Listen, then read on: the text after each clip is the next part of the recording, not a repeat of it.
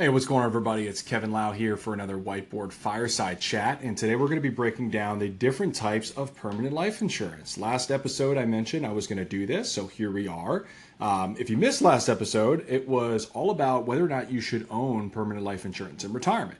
And I broke down how there's needs in terms of you probably need permanent life insurance in retirement, but most oftentimes it's you may want permanent life insurance in retirement. And so hopefully you find this helpful. And here's the thing: this topic is so complicated. Some of the products out there are very complex. And so I guess my first disclosure is this is only scratching the surface, and you really need to work with a very experienced agent, but also probably an experienced fiduciary who's looking out for your best interest, that's not being compensated on the deal, someone who's in your corner, okay, that understands insurance. And this is why I'm doing this video, is because there are the wild west out there that are swinging life insurance policies like they're the solution to all of your problems, and then on the other side of the coin you have these fee only fiduciaries that a lot of them love them to death, don't really understand how life insurance fits into a well thought out retirement plan. And so again, we all have our biases. I'm going to talk about my biases as we go along here,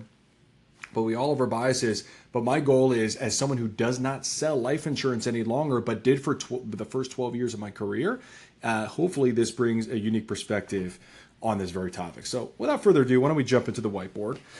All right, so the different types of permanent life insurance, I'm going to seriously break this down into two simple categories. Whole life insurance, which is the traditional permanent life insurance, and then you have universal life insurance.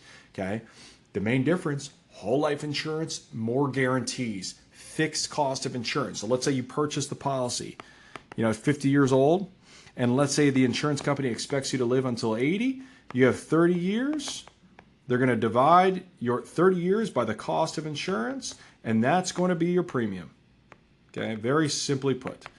Okay, not a lot of flexibility there. Now, I know if some of you are out there are selling insurance and you understand sort of some of the nuances in there, I recognize you can overfund the policy, get it paid up early, maybe only pay premiums for 10 years or 15 years, or at a certain age the policy's paid up. But it's kind of like a mortgage payment. Essentially you're going to be paid off at some point, but the traditional whole life policy was designed to pay for your whole life. That's why it's called whole life. All right. So that's really simply whole life insurance. Okay. Universal life insurance is, they say, okay, what's your age? Same underwriting process. Let's do the underwriting. And okay, you're 50 years old. You've got you're smoker, non-smoker. Here's your body mass index. Here, are you taking any medications? And they're basically going to give you a rating. Okay, but the premium or the cost of insurance, this is going to be what we reference a lot of today's episode. The cost of insurance is not fixed. It's actually going to be based on your attained age each and every year. So at age 50, your cost of insurance might be here. And then at 51, it might be here, and so on and so forth. So over time, that cost of insurance goes up based on your attained age. That doesn't mean you have to reapply for a new policy. It just simply means the schedule of the policy is increasing. And the nice thing about universal life insurance is you have a ton of flexibility in how you pay your premiums. You could pay premiums for the first 5 years, and all of a sudden you ran into a pickle. Maybe your kids are they're getting their MBA, and you're going to pay for their MBA. And now you've got large expenses related to education funding. Maybe you need to back down your premium. Universal life, you can do that. Whole life insurance, that may be a little bit more complicated, but universal life, you could say, I'm going to skip my premium payment, or hey, I'm going to pay a little bit less than what I've been paying for a while, or I'm just going to pay the cost of insurance just to keep the policy afloat. Whatever that might be, you have a ton of flexibility there. But sort of the trade-off is you need to be proactive in how you review these policies to make sure that you don't run into the dreaded surrender squeeze or a policy lapse later on in life when you probably need or want the death benefit to be enforced, i.e. when you're soon to pass away. So if you could just understand those two concepts, where whole life is kind of your traditional policy, fixed cost of insurance, that the duration of your life expectancy, versus universal, still they give you an assigned profile in terms of health rating, but each year your cost of insurance goes up. So the nice thing is your cost of insurance is super low to start out. So you could get super aggressive with your premium funding and say, all right, I'm in my 50s. I've got another 10 years of working. I'm just going to fund this policy like crazy for the next 10 years, and then I'm done with it. you could probably do that. Okay, you have a little more flexibility to do that versus whole life when you're going to be paying a lot more in terms of cost of insurance during that period from your age 50 to age 60. Let's say when you're hypothetically going to retire. So the cost of insurance is not fixed; it's an increasing schedule, and then there's some different flavors of it. So why don't we start with whole life? Or actually, here we go. Let me start with the different types of permanent life insurance within each chassis, is what we like to call it. So over here on whole life insurance, you have two different types. You have fixed rate and you have variable. That's it. So fixed rate, whatever the insurance company's interest rate crediting is, that's what your rate is going to be. And so typically, a mutual company, I don't know, they might illustrate a crediting rate of 6, 7, maybe 8% a year. But I'm just going to be the first one to tell you that really doesn't mean anything. That's only part of the story. There's also mortality. There's also how well the insurance company's managing internal operating expenses. All right. There's also performance on the company's general portfolio. They're investing just like you and I are. Okay, they have different objectives. They have different restrictions, however, on how aggressive they can be. And if it's an insurance company, they have to be pretty conservative. But they might be investing in commercial real estate or fixed income investments or land. So they're going to be investing in the portfolio. So if they're performing really well, they could potentially give you a little bit more back. So the crediting rate is one thing, but it's only part of the story, is my point. And it's also before you pay the cost of insurance. So just because it's illustrating a 5% or a 6% crediting rate, you still have to pay for life insurance. So if you don't need or want a permanent death benefit, that's why I mentioned last time, you should be looking at permanent life insurance. Okay, I don't care how attractive the cash value accumulation is from a tax perspective, you're still paying for the cost of insurance. All right. So with fixed rate, it's pretty straightforward. Okay, you're going to have the crediting rate. It's not going to fluctuate a whole lot. I mean, over time, you'll see some different trends. So like in the late, in the 70s and 80s and 90s, interest rates are pretty high, and then ultimately they started to trend downwards, and then they sort of, kind of bottomed out at around 2011, 2012, and kind of slowly coming back up over time. But insurance companies, they've been running into a lot of trouble, with this next to zero interest rate environment that we've had for more than 13 years. They've been having trouble earning a decent yield on their portfolio. So they're super happy that interest rates have come up. How long are they going to stay high? Who knows? But they're taking advantage of that. They're investing and capitalizing on the current yield environment. And hopefully they're returning that to you in the form of a dividend, hopefully. Variable life insurance is not fixed, okay? So your cash value could actually go down in value. It could fluctuate just like your Roth IRA could, or a 401, just like a stock or a mutual fund or an ETF could, okay? And you're going to have a sub account, and just like you would with the 401k plan, they're going to have a menu of options in which you can invest in. So they maybe have an S&P 500 fund, maybe there's a large cap growth fund, maybe there's a small cap fund or an international fund or a bond fund. Okay, and so you're going to have a menu of options just like you would in a 401k plan that you can invest that sub account in. All right. And ultimately the performance of those sub accounts and their investments are going to drive the performance of your cash value and ultimately the performance of your death benefit over time. Okay, that's whole life. Universal life, you've got the same fixed rate, you've got the same variable universal life. And by the way, I don't know how many companies are doing variable whole life. Typically, the companies that are selling variable policies are doing it in this universal life chassis. So just keep that in mind. This matters a lot because, again, that cost of insurance is not fixed. So if you bought a policy, let's say in the 70s and 80s, and interest rates were double digits, everything was hunky-dory, and the assumption in the illustration initially might have been, hey, you're going to earn a 10% crediting rate for the next 20 years. I'm talking about the fixed rate. Or, hey, here's a variable policy. We're going to show you a 13% rate of return on your cash value over time.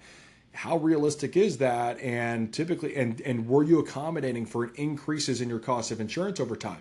I typically have seen the answer is no. A lot of these policies that I've reviewed, these universal policies that were bought in the 70s and 80s, are not well designed, and ultimately they're going to run into a lot of lapse or surrender issues down the road. Okay, and so variable is great for the client that wants to take on a little bit more risk. Like, hey, you know what? I'm investing more for my kid's legacy. Why do I need to be, kind of have the steady Eddie? I'm not really concerned about that. So maybe I want a variable policy. But then some individuals said, I want a little bit I want my cake and eat it too. I want a little bit of the upside, but I also want to protect the downside. This is where those index policies really started to kick in, okay? Frankly, really after 2008, 2009, when the market crashed, where people said, hey, I want to invest it. I want to get higher than the fixed rate, but I don't want to necessarily go down and have my cash value go down each year. So therefore, I'm going to go with this these index policies. And how these work, generally they're pegged to an index. So this is why they're called index universal. And ultimately, the most popular one is going to be the S&P 500. And so let's say the S&P 500 historically has done 10.5%. It's going to say, all right, whatever the S&P 500 does, we're going to give you a max of 8%. So that's going to be your cap rate. But we're also going to give you a minimum of 0%. So even though, let's say we went through an 08, 09, again, really when these policies started to take off, if you went through an 08, 09, you're not going to go negative 37%, just like the S&P 500 did. You're going to get zero. So you're not going to earn interest, but you're going to have a 0% crediting rate. Now, quick little disclosure, that doesn't mean your cash value doesn't go down in value. Again, you have to pay the cost of insurance. And so potentially you could have policy fees deducted from your cash value. So frankly, your cash value will go down if you have a 0% crediting rate. Okay. But on the flip side, markets do well. Like let's say we went through a 2023 when the S&P 500 did about 25%. Your cap is now 8%. Okay. So you see how that works. So it caps your upside to limit your downside. All right. And then the final policy on the UL chassis is you have guaranteed universal life insurance. And essentially this is for the estate planning, the death benefit oriented contracts, which frankly, a lot of these contracts should be geared towards death benefit. Maybe it's to pay estate taxes, or maybe it's to provide liquidity to the estate. Or maybe it's to provide some sort of legacy floor or fund a special needs trust. Whatever the goal might be for that permanent life insurance policy, the guaranteed UL is going to be the most cost-effective way to purchase that amount of death benefit. And it's called guaranteed because typically you're going to have a premium schedule that is fixed or a lump sum, and you're guaranteed to receive a certain amount of death benefit, let's say up until age 100 or up until age 120, depending on how those policies are designed. But in exchange for, really none, if any, in terms of from a cash value perspective or CV, okay, which we're going to go through some of these acronyms in a second. So that's really it. Okay, that's the suite of products, and we're going to break down each of these on the following slides here. But again, the thing to remember is universal, ton of flexibility with your premiums, flexibility with the cost of insurance. And paying your actual cost of insurance over time versus whole life, you're going to pay a fixed cost of insurance. It's a little bit less, a lot less flexible than universal life insurance. So before we dive into each one by one, we're going to break down these acronyms. So premium. P is for premium, age is age, COI is cost of insurance, and CV is your cash value, okay? So I've taken the definition from Investopedia for each of these, okay? So I'm going to read these out to you. So what is whole life insurance? Whole life insurance provides coverage throughout the life of the insured person. In addition to being a tax-free death benefit, that's a key point here, is all these death benefits, because life insurance, the way the IRS treats them, you're going to have tax-free death benefits. Very attractive. So in addition to paying a tax-free death benefit, whole life insurance also contains a savings component which may accumulate interest or cash values may accumulate, and interest accrues on a tax-deferred basis. I love the fact that they put tax-deferred down here because a lot of the agents pitching life insurance as a savings vehicle are calling it the rich man's Roth or rich woman's Roth account, okay, or a Roth IRA on steroids because it's quote-unquote tax-free. It's only tax-free if you use policy loans. There are multiple ways you can access your cash value, a policy loan being one of those, okay? And if you don't use a policy loan, if you simply surrender the policy down the road or you do partial surrenders, you're going to have tax-deferred growth. So you actually might pay taxes on that cash value over time, okay? And as you can see, the second paragraph actually breaks down. There are several types of permanent life insurance, and whole life is just one of them. And it's going to cover you for your whole life. But on the flip side, you have universal life, index universal life, variable universal life, and others. All right. And so really, kind of the simple way to put it is you got a premium. You have a premium schedule. And let's say, again, you're 50 years old, and let's say you're expected to live until 80 from the insurance company's perspective, whatever that cost of insurance is. Let's say you wanted to buy a $500,000 death benefit, okay? I'm going to just throw out a number there, and based on the illustrations that I've seen in the past, $500,000 whole life insurance policy, your premium might be 20 grand a year, roughly, okay? And so you might be paying $20K a year. It's fixed and it's in force for your entire life. Even if you live past 80, you're good. And the cost of insurance is that, okay, you're paying the cost of insurance with your premium. Okay. The cash value, on the other hand, is going to start out down here, and you pay that first $20,000 premium. Do you have $20,000 of cash value? No. Generally speaking, most of the insurance costs are going to be paid in the first, don't hold me to this, but let's say the first 6 to 10 years. After 6 to 10 years, the policy can start to move, gain some momentum here.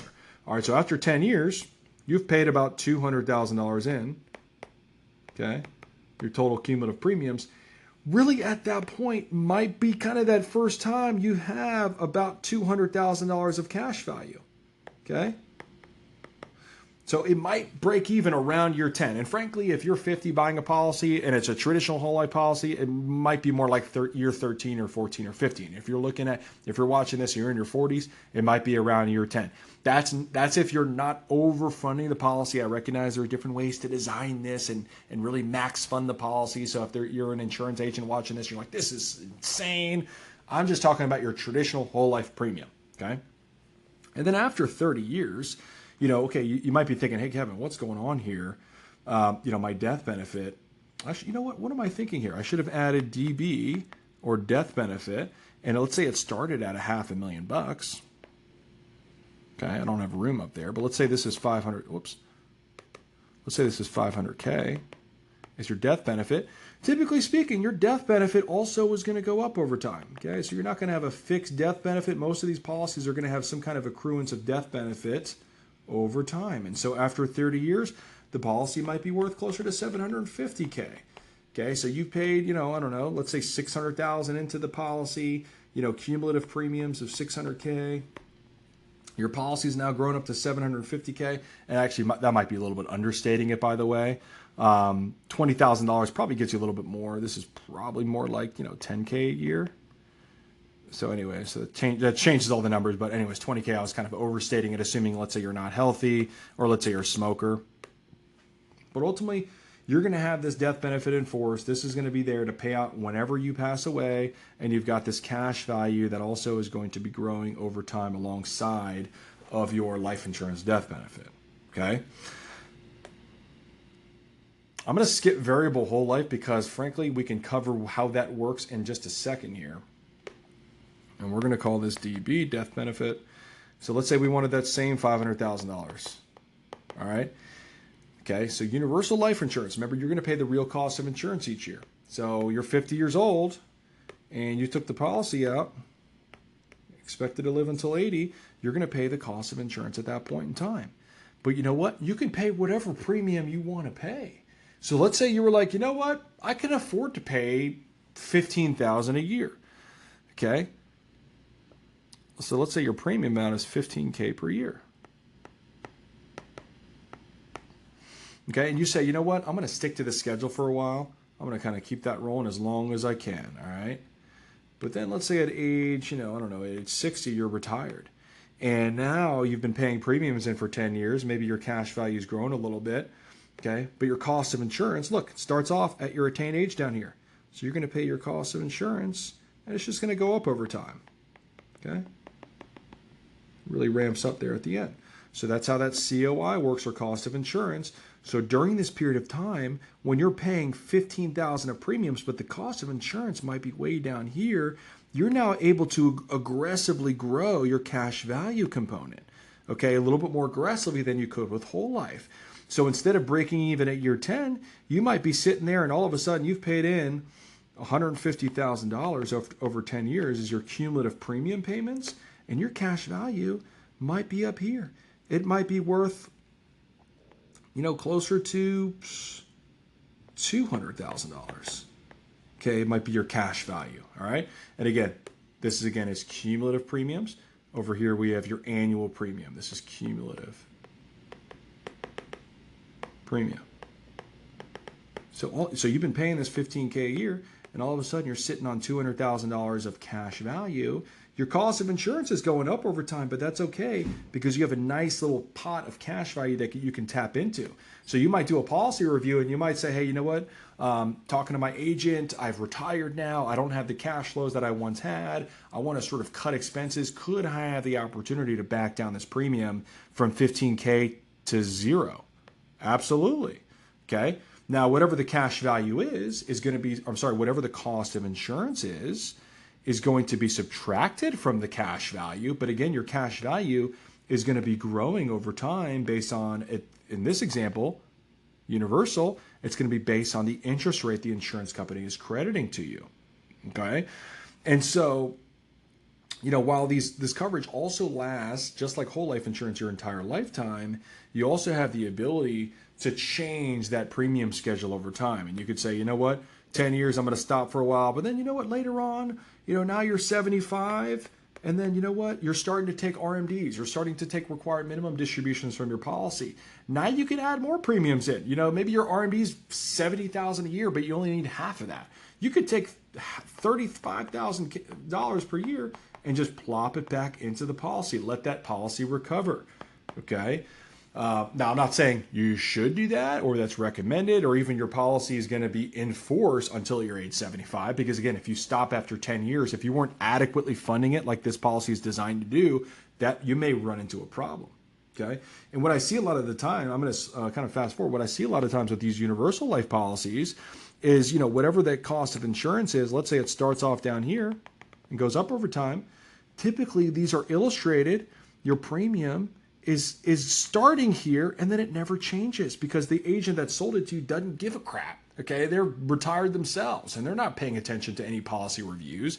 And after 10 years, all of a sudden they don't care that, hey, your cost of insurance has gone up. You might want to increase what you're paying into the policy. Otherwise, you might not have insurance at 80 or 85. Okay, so I see a lot of policies that are designed like this. And what I'm telling you is just if you have a universal policy every year, request an in-force illustration, get the illustration based on current assumptions with the interest rate, current assumptions with the cost of insurance.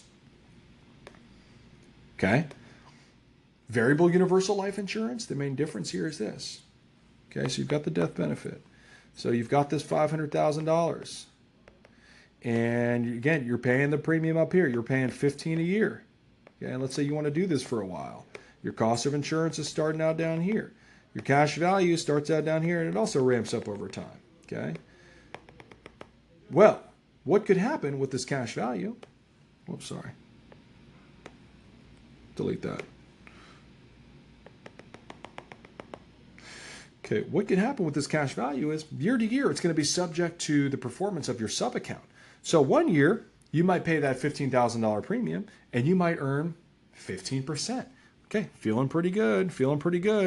Boom, cash value. But all of a sudden, maybe you went through a 2008, 2009. Now your sub account that was aggressively invested, maybe that dropped 10 or 15% or worse, 20%. Now your cash value may look down like here.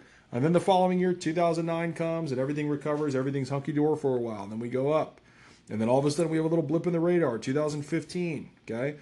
Global supply shock with oil, China going crazy. All right, so boom, now we have a blip in the radar. Now it goes up again. 2016, Trump comes into office. Things seem to, be humming along with our economy. Tax Cuts and Jobs Act. COVID-19, 2020, market drops a little bit, okay? Then 2021, market goes up again. My point is this: your cash value is going to go up and down based on the sub account performance. Okay, so this could be good and bad. If you have a bull market and your sub account performs well and you could stay disciplined invested, absolutely. The goal is you earn a higher rate of return than you would have otherwise earned on a fixed policy with more downside. Okay, and that's why this universal policy, these index policies, came to fruition. As they say, you know what? Whatever the S&P 500 is doing, we'll let you participate up to a cap of 8 and a floor of 0%. Pretty common. So if the S&P 500 does, let's say the S&P 500 does 15%, you're going to get 8. If the S&P 500 does negative 25%, you get 0. If the S&P 500 does somewhere in between, you get that. So let's say it returns 6%, you get 6. That's really how it works. And, truthfully, I've been on a mission to review these policies because there's a lot of TikTok financial content out there that is not regulated at all. Okay, the insurance industry shame on you, insurance industry. If there's any insurance commissioners out there that work for the state insurance commission, what is going on? Why are you not monitoring the sales practices of these agents that are pitching these index universal policies. I've literally seen these agents say on their social media, and some of these accounts have millions of followers, okay? They're actually saying, stop funding your 401k, stop funding your Roth account, fund this IUL because it's going to give you more control. It's going to protect your downside. Why would you want to lose money in your 401k?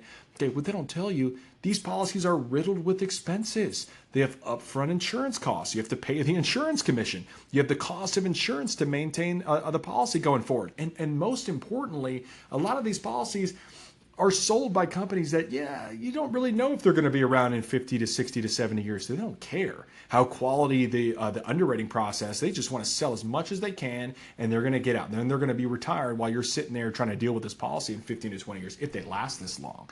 So I've been on this mission to review in-force policies. And I still have not seen a policy. First of all, the longest tenured policy I've seen was 20 years. And the rate of return, the internal rate of return was about 5%.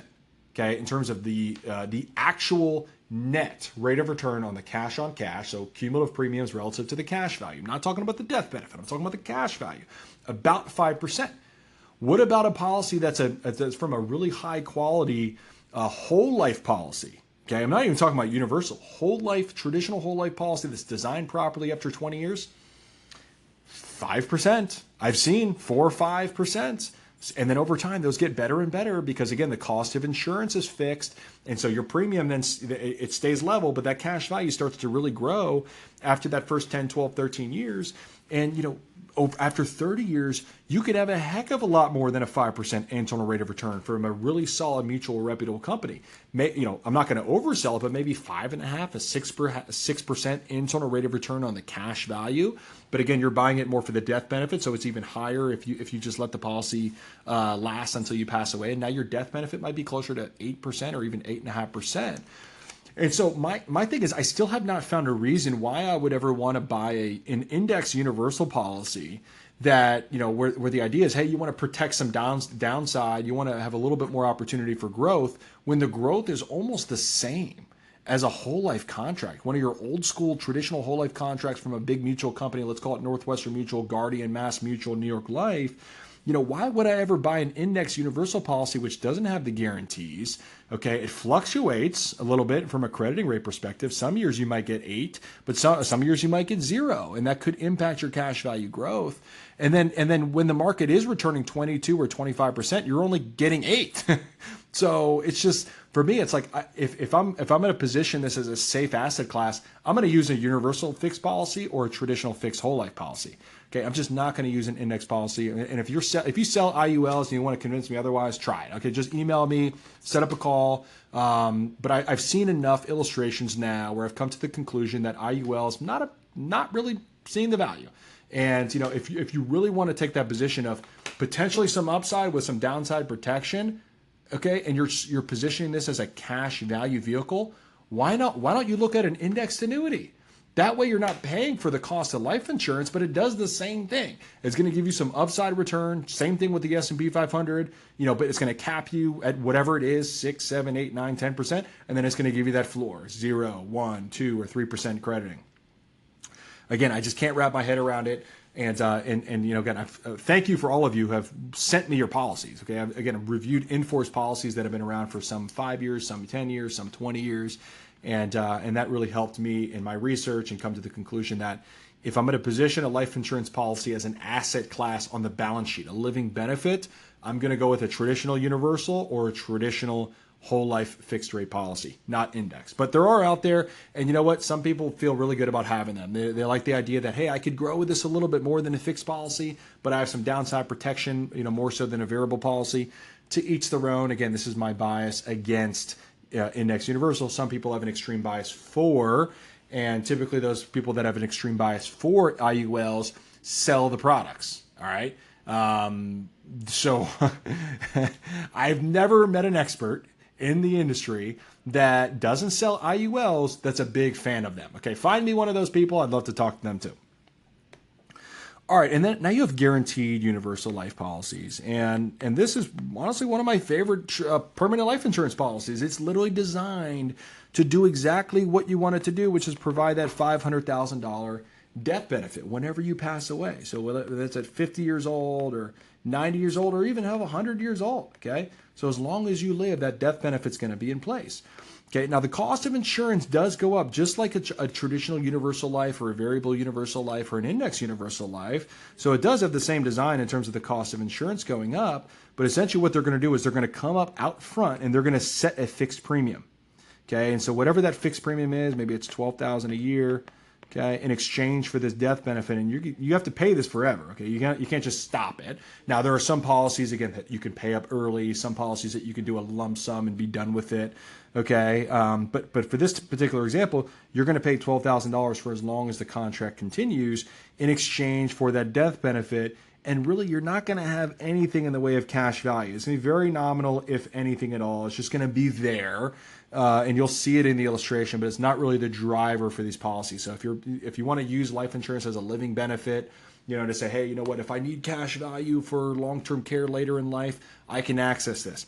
GUL is not your tool. Okay, you're going to want to go with some sort of universal life policy or VUL or a traditional whole life policy. Okay, not a GUL, but a GUL is going to give you the most bang for your buck from a death benefit perspective, and it's going to have those guarantees on the universal life chassis that typically universal life policies are not going to have. Again, because of the flexibility in those premiums, but.